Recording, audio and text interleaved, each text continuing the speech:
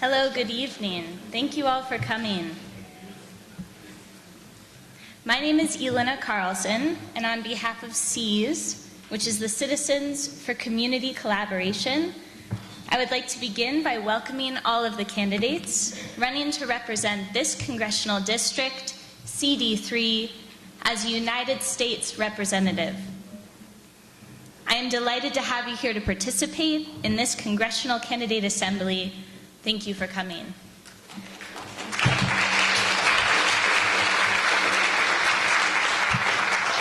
And thank all of you community members for coming.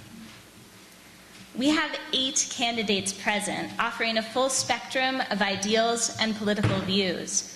We ask your patience in participation as we have the opportunity to hear from representatives from many parties. I would like to direct your attention to the handout you received upon entering the assembly. This handout offers a schedule for tonight's event. We will begin with introductions and a period of time for candidates to answer previously submitted questions. These questions are available to review at the bottom of the first page.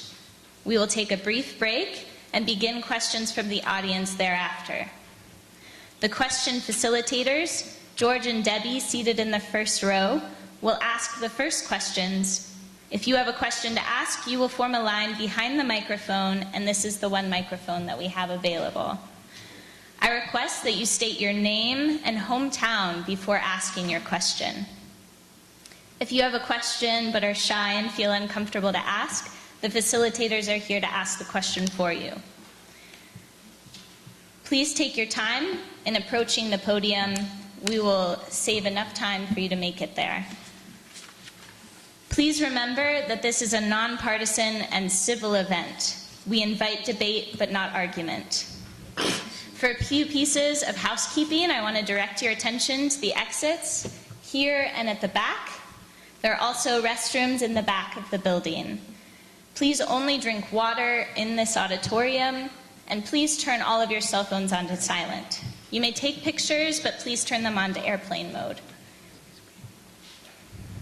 Before handing it over to our moderator, I would like to take a moment of gratitude to Bill Topper, who largely organized this event and corresponded with all of the candidates. Thank you for all the work you have done.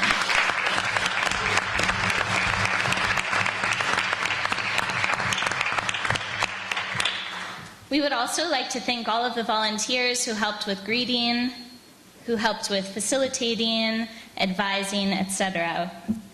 All of them are named on your yellow handout. I would like to now pass it over to our moderator, Alana Davidson, who's the president of the Moab Charter of Toastmasters. Thank you for attending.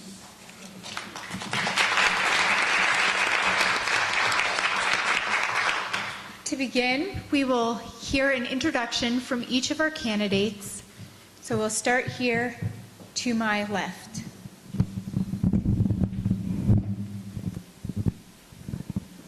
My name is Dr. Kathy Allen, and I'm the Democratic nominee for this seat.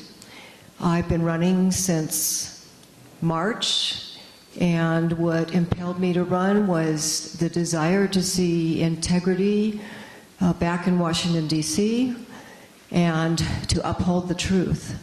And by that I mean both the truth in an ethical sense and the truth in science. I've been appalled by the attack on science that I've seen, and there are many of us around the country with backgrounds in science who have taken up this challenge.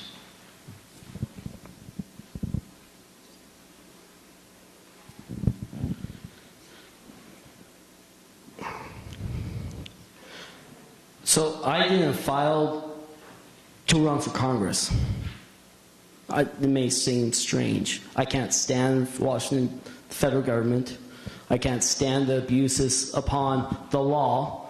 Article 6, Section 3, the supreme law of the land. No law shall abridge the law. And it's a complete cesspool. There's lots of corruption throughout DC. It's easy to be corrupted. I can't stand it. I'm more of a states' rights guy.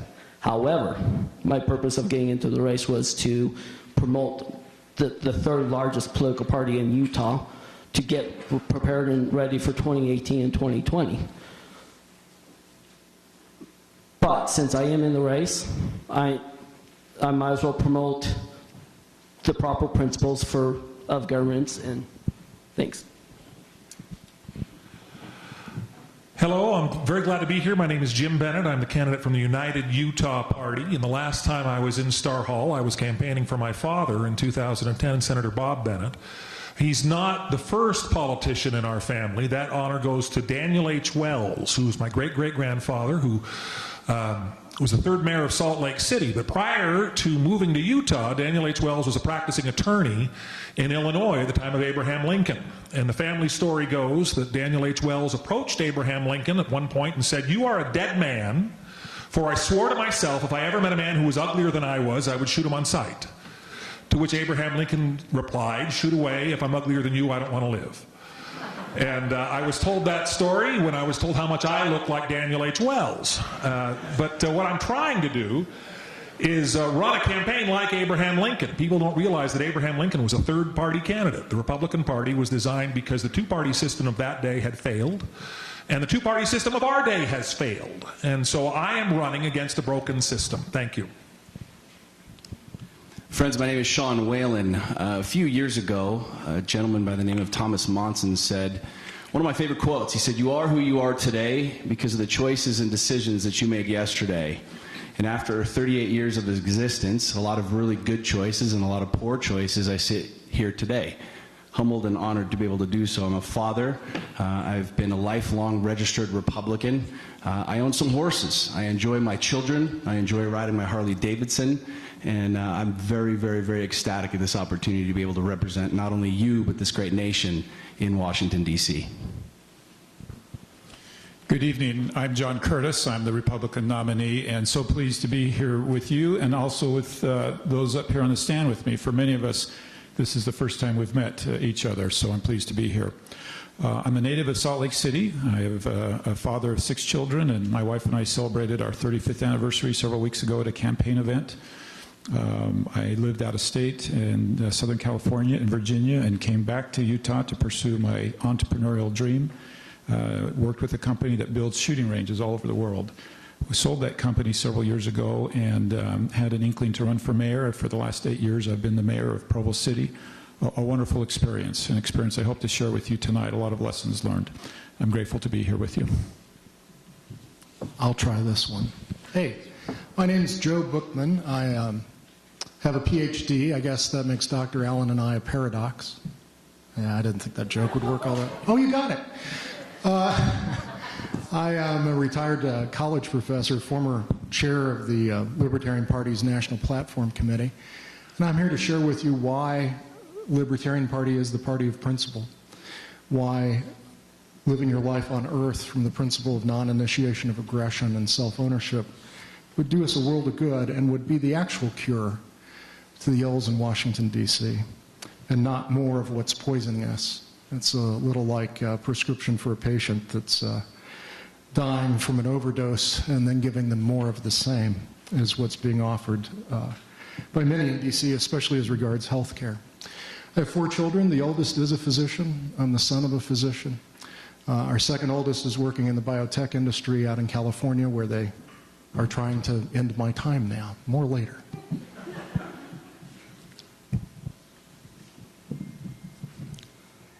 My name is Russ Roesler. I am originally from Nebraska, the Lincoln area. Came out here about 20 years ago to visit a friend, and I lived out here since.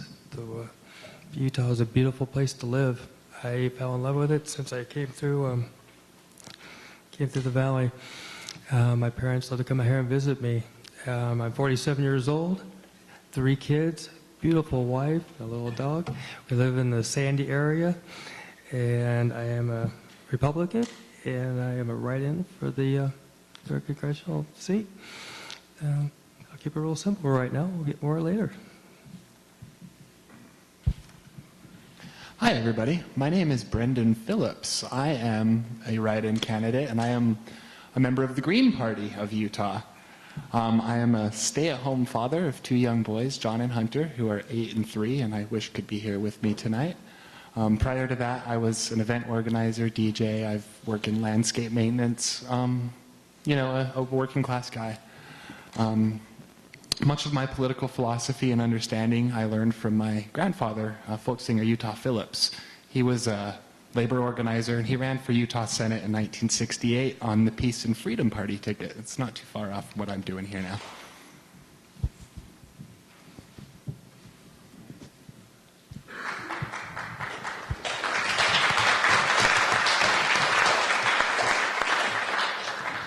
Thank you for all of the introductions. We will proceed with prepared remarks from each of our candidates. If you got your handout, you will see the questions that they were presented with before they came. So these are the topics that they will be speaking to. And we will start actually at the end of the line, so calling up Brendon Philips. You can come up to the podium for this.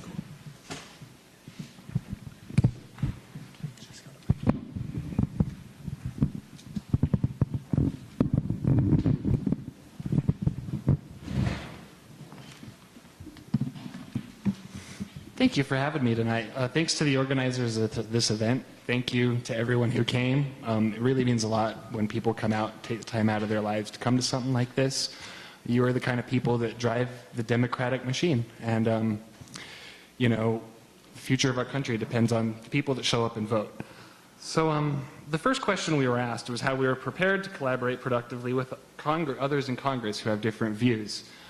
I believe strongly in diversity of thought, diversity of perspective. I'm very open-minded. And I'm not a member of one of the two major parties.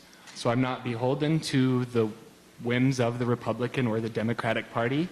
I don't accept any corporate money or corporate donations, so I'm not beholden to corporate interests. I'm only beholden to the interests of the voters.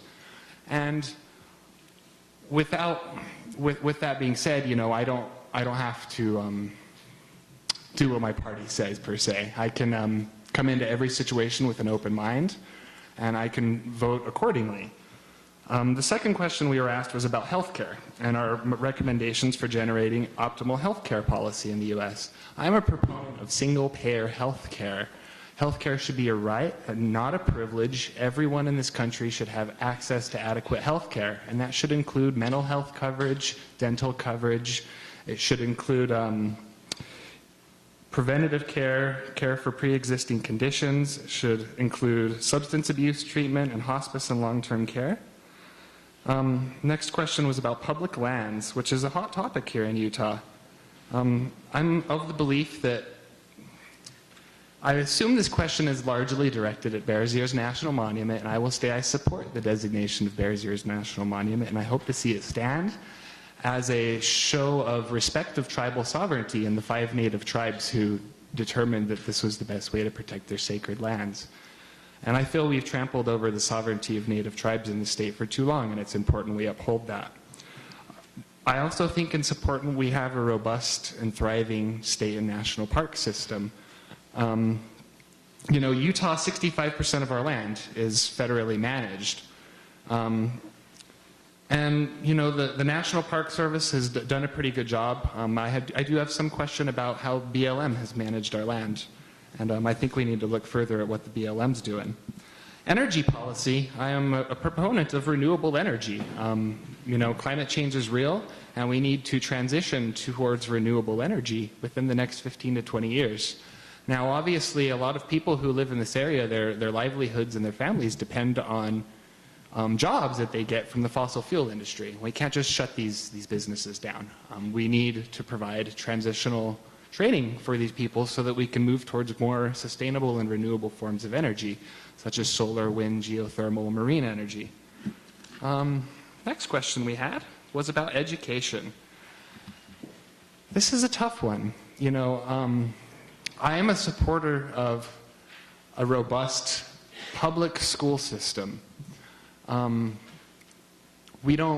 The way our funds are appropriated for schools, oftentimes we see affluent areas get better funding, and marginalized communities and communities of low income often don't get the same sort of educational care. charter schools, you know, the teachers who work in charter schools, they're not unionized. They don't have the representation of a teachers union. And they don't have the oversight of the public. These charter schools, they take government money, you know, taxpayer money that we all pay for, but they operate under very little oversight from the public, and we have very little say in how these places operate. And really, when it comes to things like schools and prisons, I've learned that privatization is just generally not the way to go. People are exploited, the working class people are exploited, and I oppose privatization of schools and prisons. I think I've still got some time, but I think that covers my 5 questions, so I'm going to move on and let the next person go.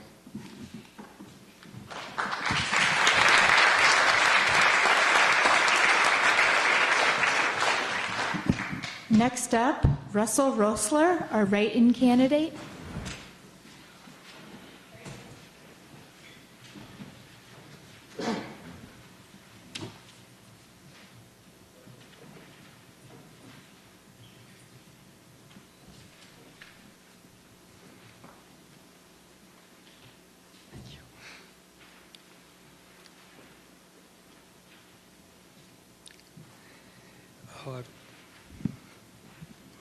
All right, there we go. Try to deny the idea of wearing glasses, so it's how it is with me. One day it is, one day it isn't. First of all, I want to thank you for inviting me to this. This is an amazing opportunity to express my thoughts, my views, what I'm looking to do, why I want to do it, and to hopefully hear from you as for what you're looking for and why you want what you want, and get those needs to you. First one was, in general, is how you're prepared to collaborate with the Congressional with different views. Right now I work as a customer service agent at the Salt Lake City Airport. I work with Delta. And it's continuous talk. I'm always talking, always visiting with people, learning about them, understanding them, finding out their needs, what they want, what they need. And it's a pleasure to understand them and want to help them out. And I know going and working with the different members of Congress, you're going to have to give and take. It's a give and take thing, very simply. So keeping the lines of communication open and actually visiting with other people instead of arguing. I just am thinking of all the stuff I see on the news all the time, and I just feel it needs to stop. We need to just work together and keep it simple. And as far as healthcare, we need to privatize it and let each state decide what they want to do.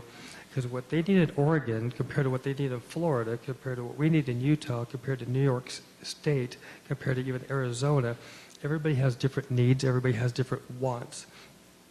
When you go from the deal with the Medicaid and the Medicare, we can figure that out. But as far as on the overall purpose, I feel that we need to let the people decide what they want and let our governing body, Governor Herbert, go from there and let us create our own plan, our own plans, whatever they may be, and basically keep it simple in that way. For the public lands, again, wow, from Bears Ears to everything going on with that.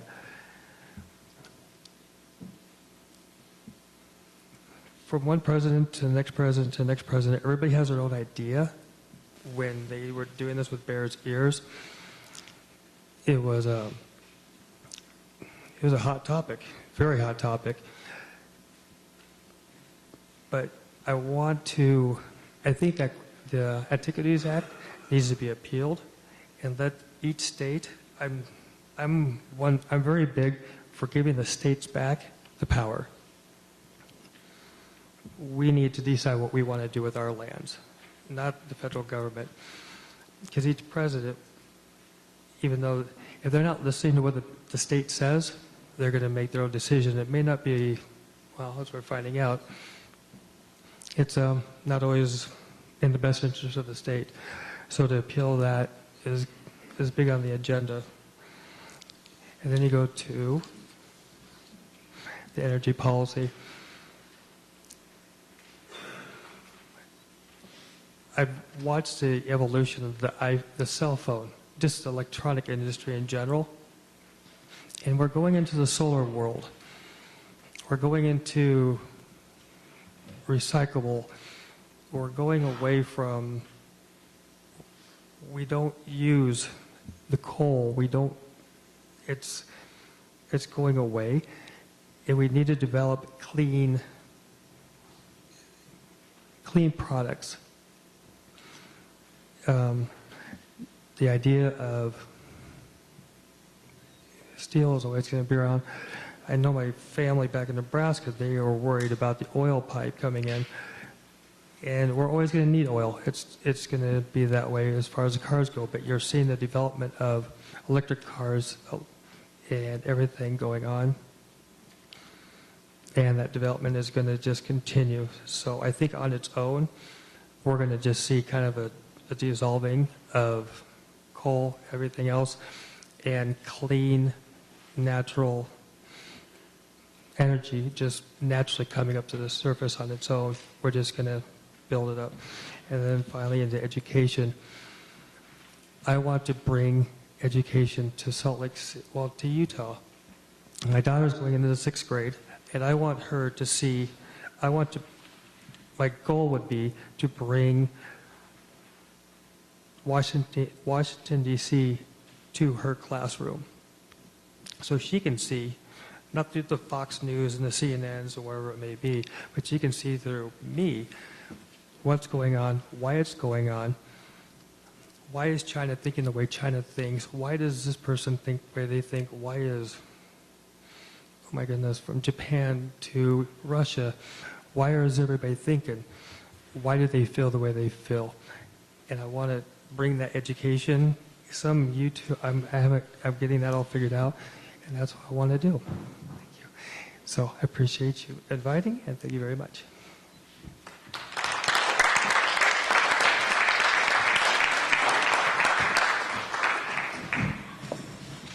Next up is Joe Buckman, our Libertarian candidate. I'm curious, how many of you have even heard of the Libertarian Party by a show of hands? Wow. And how many of you at least considered voting for Governor Johnson and Governor Weld in the last election? Thanks. Whoa. So, the chances of a Libertarian becoming the next congressman out of the 3rd District are relatively low. But let me give you some reasons why you might want to consider casting your vote for the Libertarian Party and libertarian principles. This is a unique time in the history of American politics. There's no other federal election going on right now that has more importance than the election here in Utah, where you'll walk into a voting booth on November 7th and potentially change the future of America. There'll either be a vote that will encourage the direction that we're currently going, which seems to be a spiral over a fiscal cliff of disaster, or set the beginning of a new direction for America. And that's what you have the opportunity to do.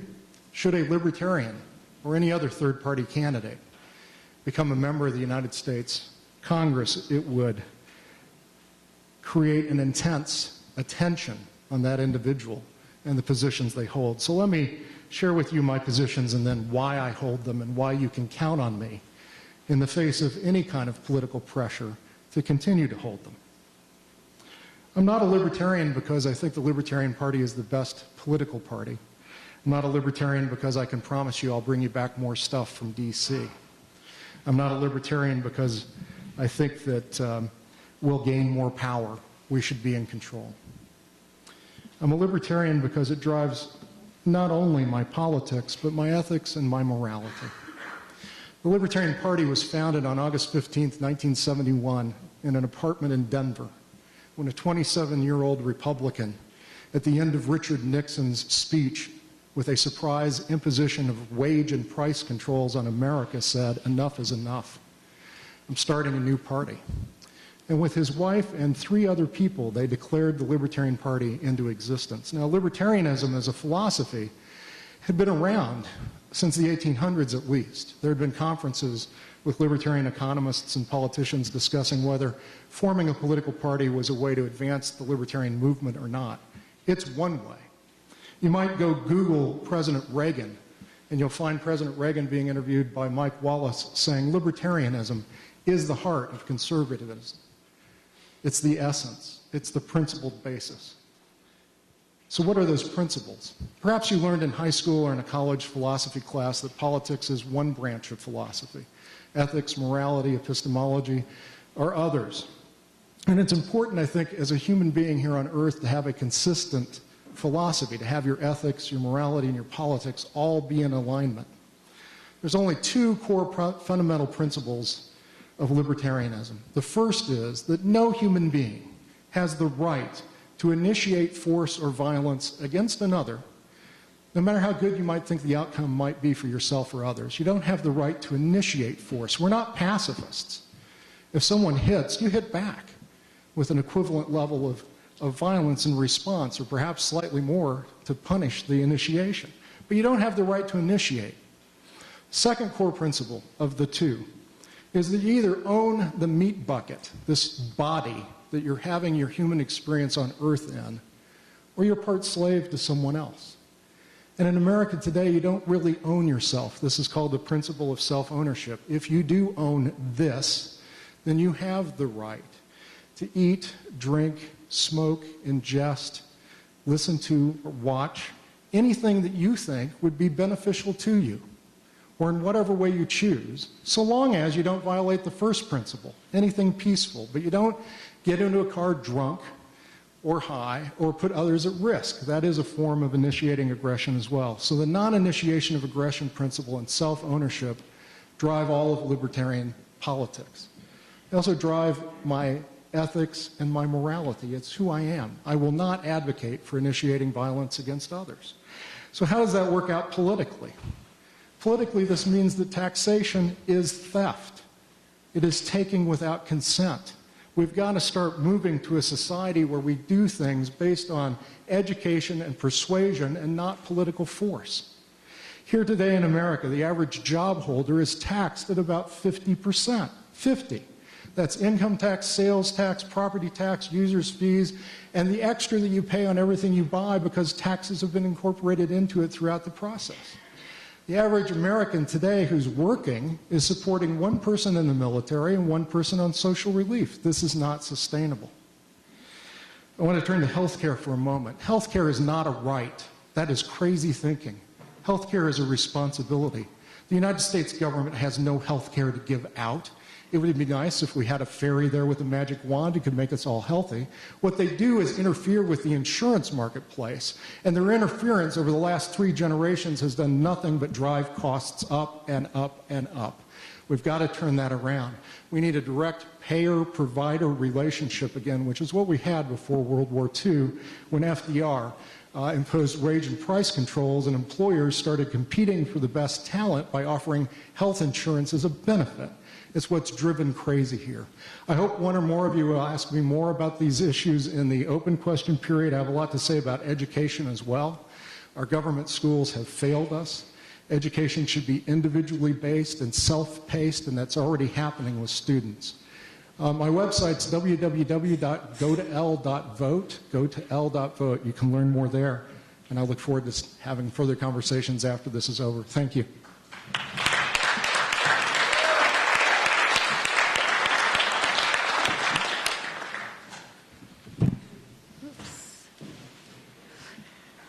Next, we'll hear from John Curtis, our Republican candidate.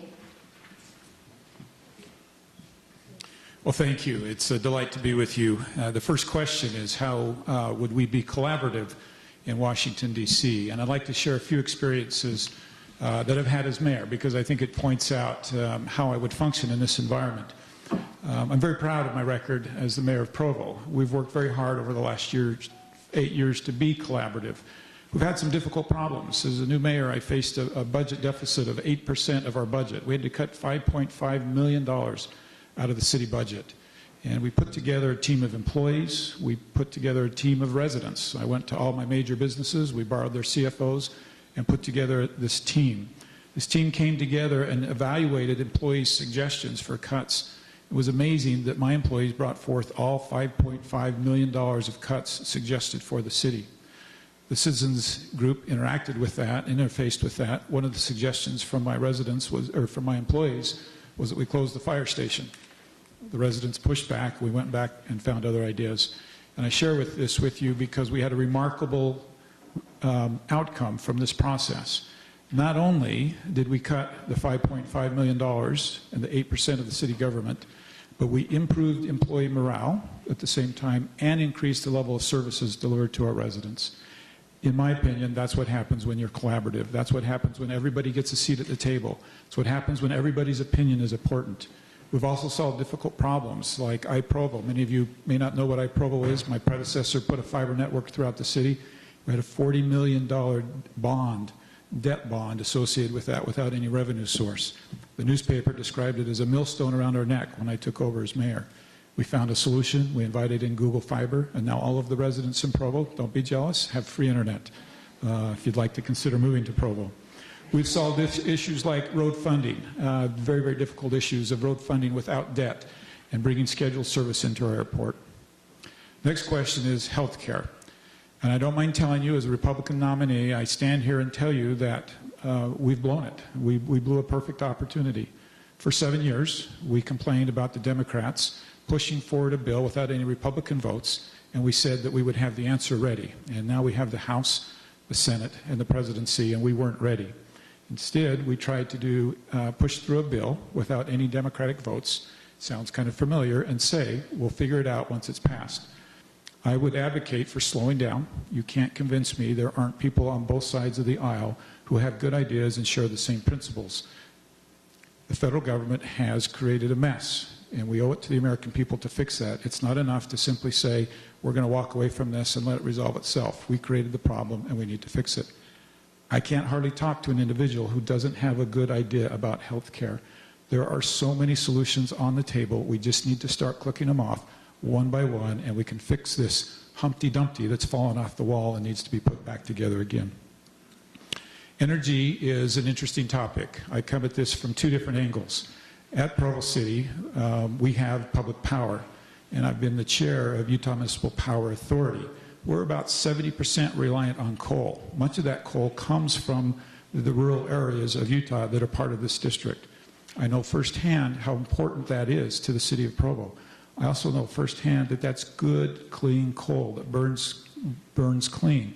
I also know that we spent tens of millions of dollars putting scrubbers on our power plants to make sure that as that goes into the atmosphere, that we are as responsible as possible. Now the world is changing, and the dynamics are changing, and at Provo Power, we've worked hard to start getting ready for that shift. We've moved over to natural gas in many ways, and are putting a new natural gas plant in Provo, and have purchased a natural gas plant. But that doesn't mean we still don't have significant coal resources and assets in our district that we need to help and understand the economic development and impact of that. It's clear that there are other uses for coal, and we need to work on that, carbon fiber and other things that can be developed with this great resource that we have. We also need to add diversity into those parts of the district, economic diversity, so that they're not so dependent on the coal. And I think there are many things that are exciting and that we can do in those areas to help them with that economic development. Public lands. We're all holding our breath, at least I am, to see what Secretary Zinke's recommendation entails. I've talked with literally hundreds of people throughout the last 3 months about public lands and what we should do with the Bears Ears area. And there's several things that I have found that are common between everybody that I have talked to. One is that everybody, whether you're in Washington, D.C. or in San Juan County, realizes the special nature of this area and actually the sacredness of it. And everybody that I talk to wants to make sure that we preserve that. The second thing I've noticed is the massive amount of mistrust on everybody's parts. We can hardly talk without insulting the other side or demeaning the other side, and that's something that has to be repaired. The third thing is that we have a broken process. Many people in this state especially were disappointed with President Obama's declaring of that as a monument area. Likewise, many people are going to be disappointed with Secretary Zinke's recommendation. That shows you how this process is broken. We have to have a better process. The Antiquities Act has an important place, but is frequently used as a tool that's the wrong tool to accomplish what we want to do. There are serious efforts underway to improve this process, and one of the biggest things that I hope to do is get behind these efforts and be supportive of them so we have a better process. Thank you.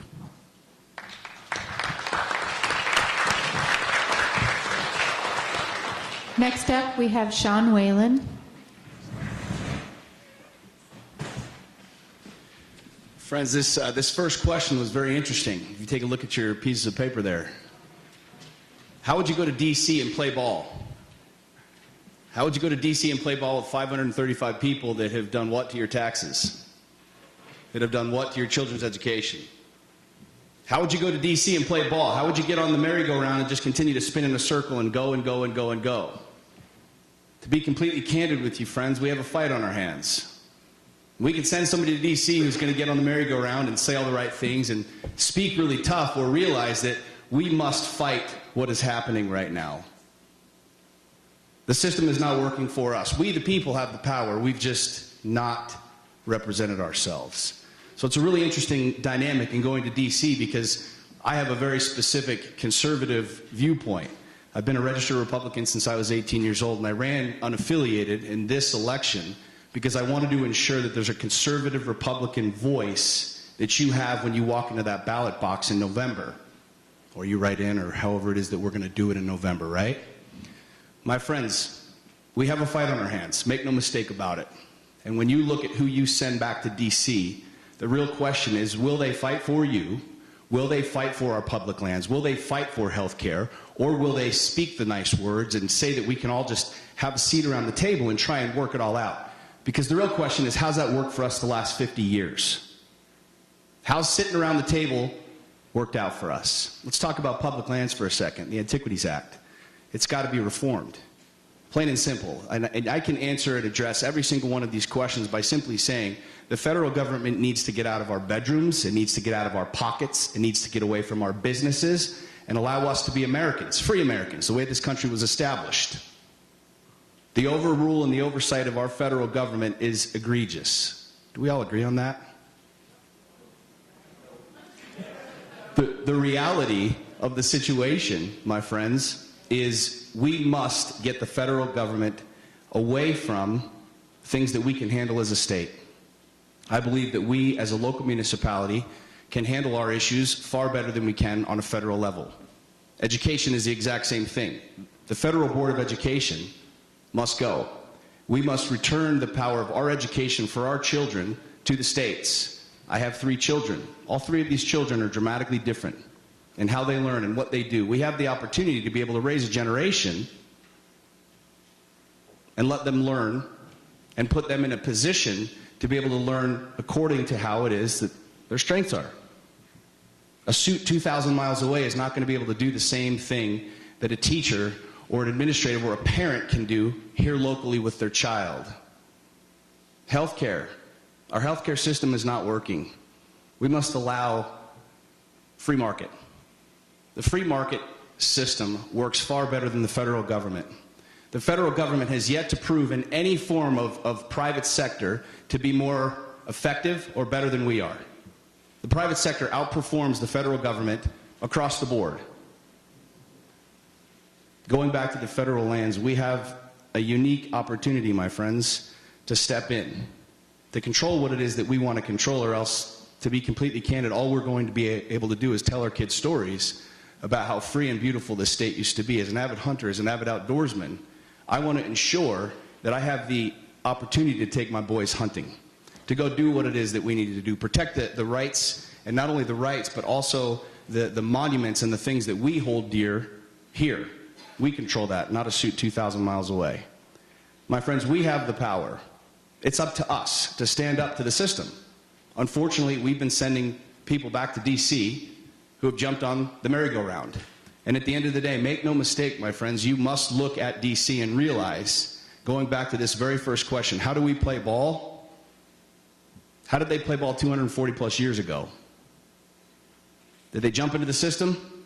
Did they say, we'll just roll over and you can take it? Or did they stand and fight for the rights and the independence that they ultimately wanted? This is our time. This is our time to choose someone and to continue to choose leaders around this country that will stand up for our rights all across the board, from our education to our taxes to our health care. In every single facet, we control. It's up to us, my friends. Thank you very much.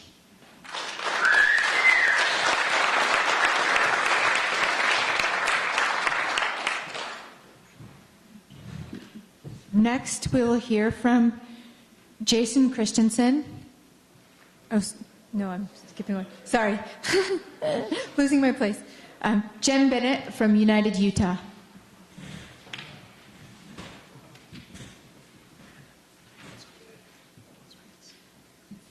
Thought for a second we were only going to hear from bearded candidates.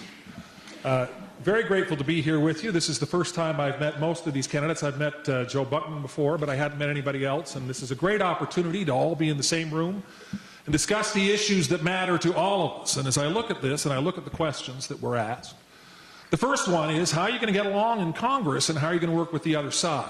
And one of the things that's really remarkable about where we find ourselves in our current political environment is we have a House and a Senate and a White House that are all under the control of one party, and yet this Congress is on track to be the most unproductive Congress in 164 years. And I find that remarkable. I find it remarkable that we've been told over and over again that party matters so much that we need to hand the reins of power over to one party to be able to do this. And once we do, the party's frozen because they can't get anything done. And I think one of the reasons why that happens is because of what happened in the Republican primary here in the 3rd Congressional District. Out-of-state money came pouring in, and I remember seeing one online ad beating up on Tanner Ainge, and it showed Tanner Ainge's picture in a graveyard, and it said, Tanner Ainge is really scary because if he goes back to Washington, he's going to work with Nancy Pelosi. And then a bunch of bats flew out and to punctuate the moment. And I thought, really, is this where we've gotten, that it's a crime to talk to people on the other side? It's so frustrating because the government of the United States was designed to be inefficient. Think about that for a minute. The constitutional nature of government is such that the founders were scared that there would be concentrations of power in any one branch or in any one person. They weren't trying to create an efficient government. They were trying to create a government whereby everything that happened as a result of collaboration and compromise and a clear national consensus.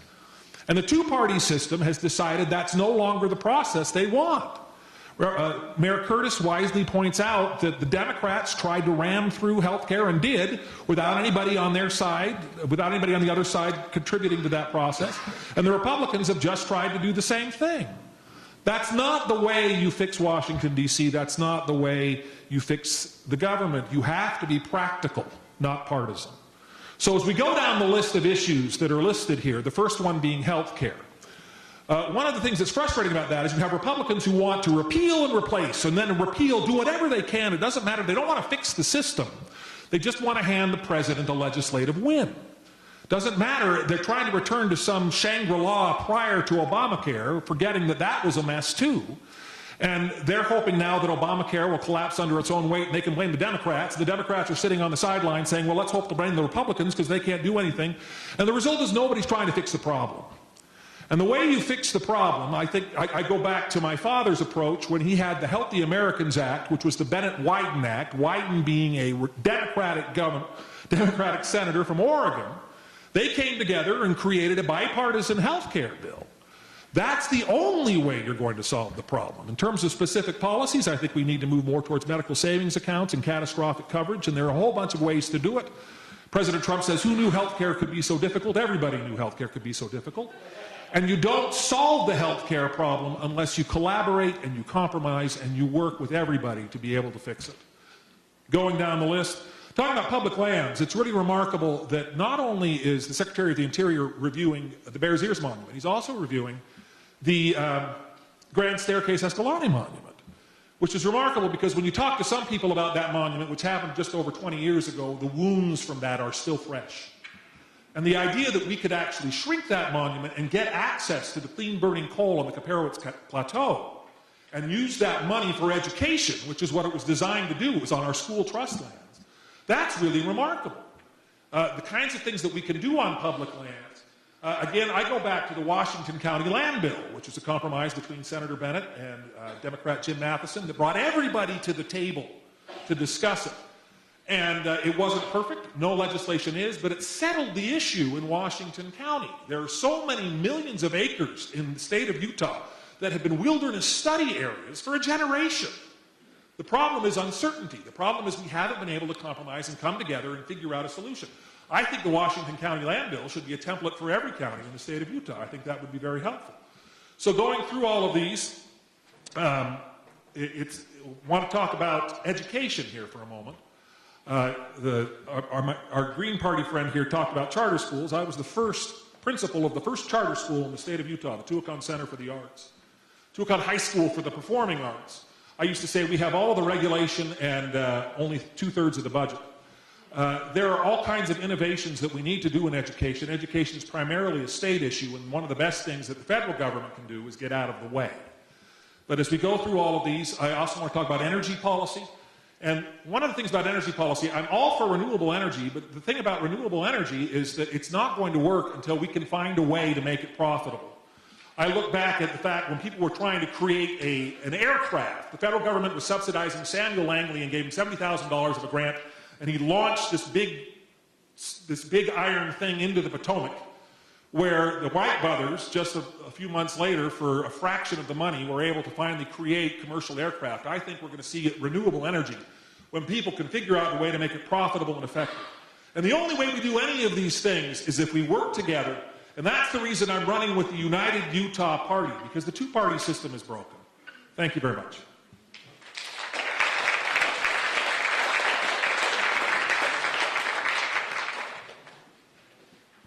Now we'll hear from Jason Christensen, Independent American.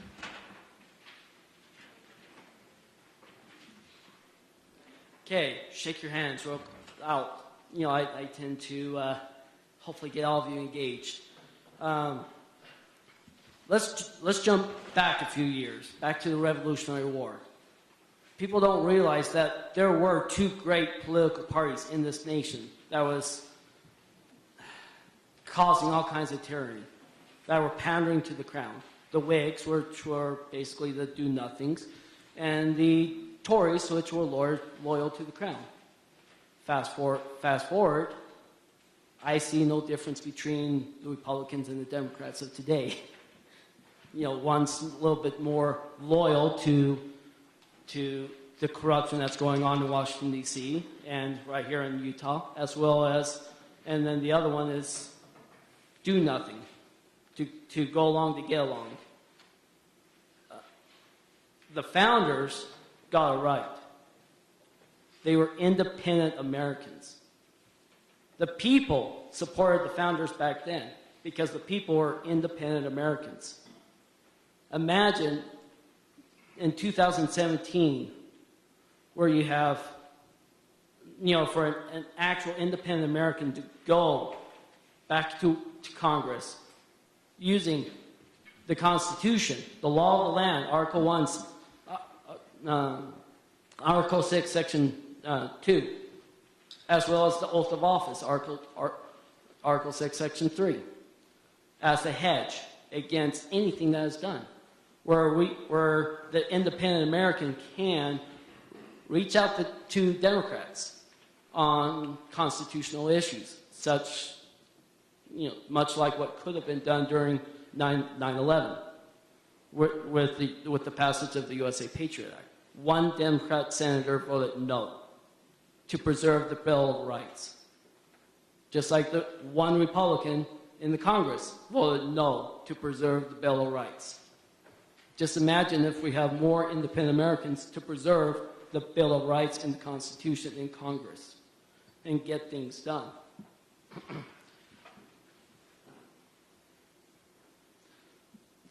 Much like healthcare. A lot's been said about Congress trying to ram something through our throats yet again. This time Republican, last time Democrat. Well, who all knows about a 6-page bill that Dr. Rand Paul in the Senate put up, 6 pages. Raise your hand if you like having a piece of legislation you can read within 10 minutes. Go ahead, raise your hand. He proposed a 6-page bill that repeals Obamacare. Obamacare is broke. It's done. It's either Obamacare being repealed or our whole government being repealed. We need to repeal it, start from scratch, recognize the fact that government's been fouling up healthcare since the 60s, since the Great Society days. People took care of one another before then. Doctors donated their time for those who didn't have money. In fact, Congressman Ron Paul, that was a doctor before his career in the Congress, donated several hours of time delivering babies. And in fact, donated time to blacks as well. You know, I have faith in the American people to take care of one another. The solutions would be tort reform, the corrupt lawyers that write these bills. The solution is to ban special interest cronyism that buys every single congressman and senator in Washington, D.C. The solution is to listen to the American people, the independent American people that made this nation great. Public lands. It's simple. In Article 1, Section 8 of the U.S. Constitution, it says how much land the federal government can own. 10 square miles in Washington, D.C. Nothing more, nothing less. The Enabling Act that was forced down our throat back in the late 19th century stole our land. And in fact, in this Utah State Constitution, it says that Congress, for those a period of time, when Congress shall, must, no ends, no ifs, no ands, or buts, must return that land. And the first item of agenda on my plate, if I was to win, was to sponsor legislation to do exactly that. Adhere to promises, adhere to the oaths, adhere to the law. Energy, nothing's better than the private sector. Raise your hand once again if you're tired of seeing your utility bills go up and up and up and up and up. That's a form of a tax. In Provo, it's gone up 80%, well, 72%, and in 2015 it was proposed 80%. Non-negotiable. I live in Provo. I fought that battle. But there's nothing better than having private technology. Tesla, a private company, has the technology to supply the United States with energy with solar power. But I'm out of time. Feel free to go to utahiap.com as well as patriotforcongress.com. Thank you.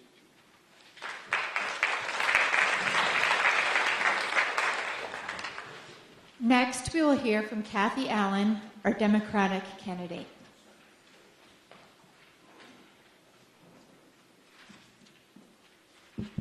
Thank you for inviting me.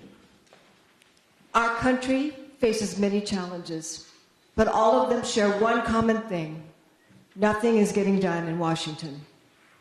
Part of the reason for this is that so many of our public servants are beholden to special interests. I won't be.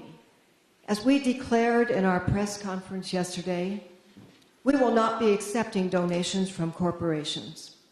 Corporations are not people. I want to answer solely to you, my constituents. To change the status quo, we need to elect a new voice to represent our district. I announced weeks ago that I intend to join the bipartisan Problem Solvers Caucus, a new group of representatives in D.C. from both sides of the aisle who recognize that the current polarity is unsustainable and who know that to move forward, we must work together. The first problem we need to solve, and quickly, is health care. I'm not just running to be a new voice in Congress. I'm also running because I have 30 years of experience as a family doctor. Experience we need as we debate how to fix our broken healthcare system. Here's my treatment plan. Number one, we stop trying to repeal and replace Obamacare and start building a solution that covers every American. In the meantime, we prevent the insurance markets from collapsing by guaranteeing the subsidies. Number two, we offer a public option for coverage, like Medicare or Medicaid, to greatly expand coverage for kids and adults. Senator Schatz of Hawaii has introduced legislation just this month to allow people to buy in to Medicaid. This would provide another option to ACA markets where only one or two are currently being offered. Number three, we reduce the costs of pharmaceuticals. If we bring generics to market faster, get rid of TV ads for drugs, and allow price negotiations for Medicare, your prescription drug costs will go down. And those are just a few of my suggestions. Number four, we make patient health, not profit, the primary goal of our healthcare system. If we do, we can save $600 billion of wasted money per year.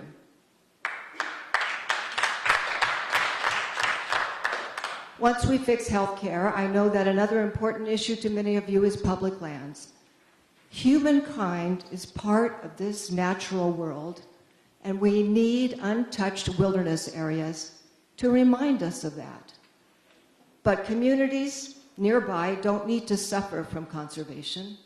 I support substantially increasing the payments in lieu of taxes that communities like Moab receive to offset the lost property tax revenue from nearby public lands.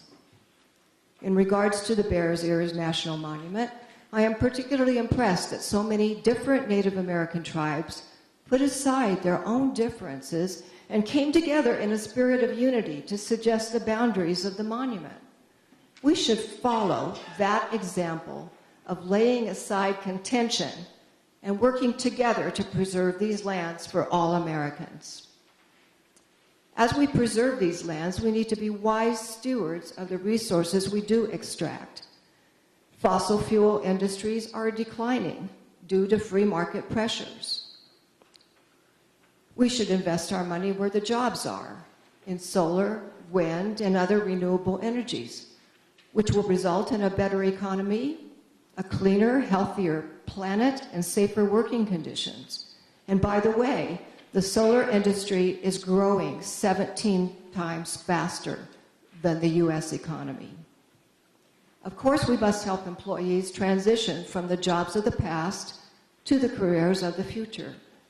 This will also strengthen our national security because almost all of America's enemies benefit when we're stuck on fossil fuels. It may even keep us out of unnecessary wars.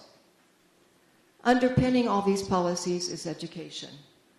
Each child deserves the chance to reach his or her full potential. If they don't have that chance, how can we expect America to maintain its leadership in the world?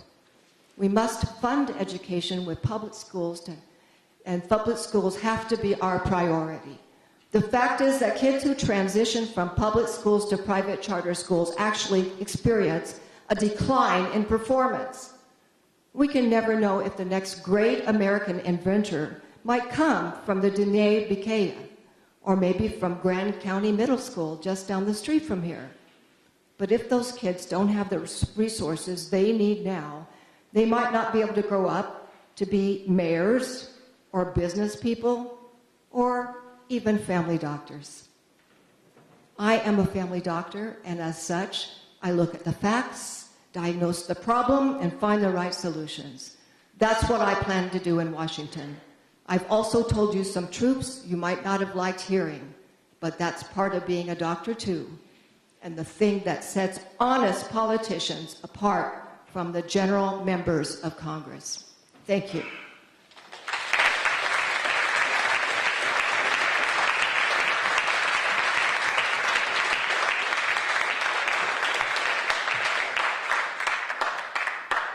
Thank you to all of our candidates. We'll now take a 10-minute break, and we'll come back after that break for audience questions. As a reminder, if you have a question, you can come up here to the microphone, and we'll be taking questions from this microphone right here. See you in 10 minutes.